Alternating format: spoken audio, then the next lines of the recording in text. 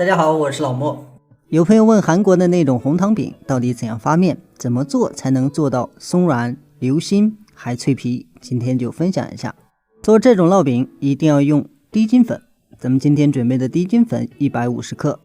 乾酵母準備2克，要稍微多一點。然後還需要準備紅糖，還有花生米，這兩個呢混合成餡，不需要加面。最後還需要準備100克溫水，和出來的面要稍微軟一點。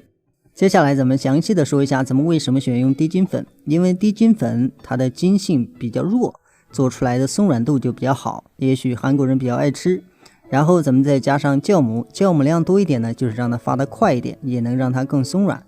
到了水這裡呢，咱們可以用牛奶代替。然後咱們在和的時候呢，一定要記住這個面團一定要偏軟。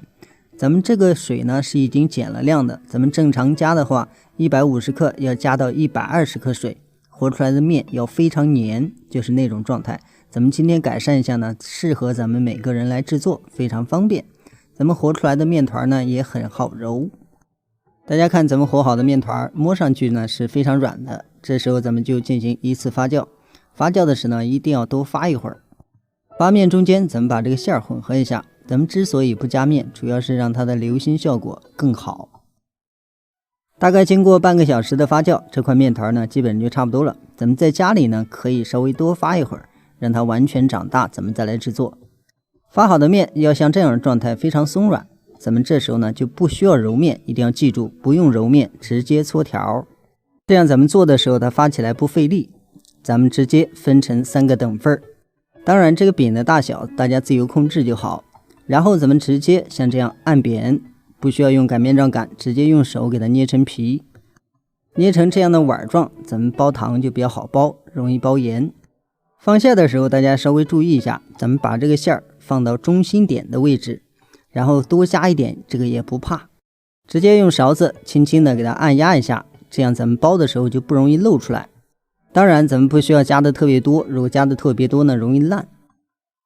然後包的手法呢就没什麼講究，咱們直接像這樣用虎口兜起來也 OK， 用捏包子的方法來做也沒有問題，最終只要讓它不會漏餡為好。咱們兜到最後這個位置，防止它漏，咱們捏的呢一定要稍微偏厚一點點，這樣能完全封死，它下面呢不至於漏出來。最後把這裡捏緊按平，這樣咱們一個餅就算包好了。包好之後，案板上稍微抹一點點油，這樣呢咱們按的時候不粘案板，因為面本身就軟，咱們輕輕一按呢容易粘，所以咱們抹點油，這樣輕輕的給它按壓平，一定要保證厚薄一致。這樣糖餅的生坯部分就全部完成。接下來咱們電餅铛提前預熱，稍微多加一點點油，熱了之後直接把餅坯放上去，放上餅坯之後呢，還是輕輕的給它嵌一下，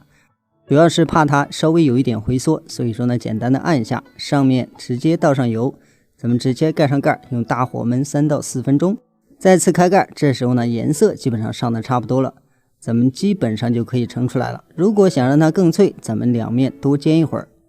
這裡需要注意的是，咱們每次在翻完之後一定要加上一點油，這樣呢它就不會煎過，也不會出現咱們表面常出現的那種黑點兒，一塊一塊的。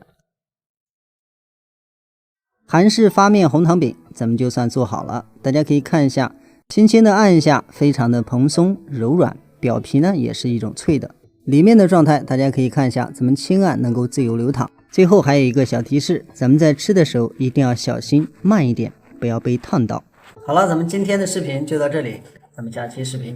再見。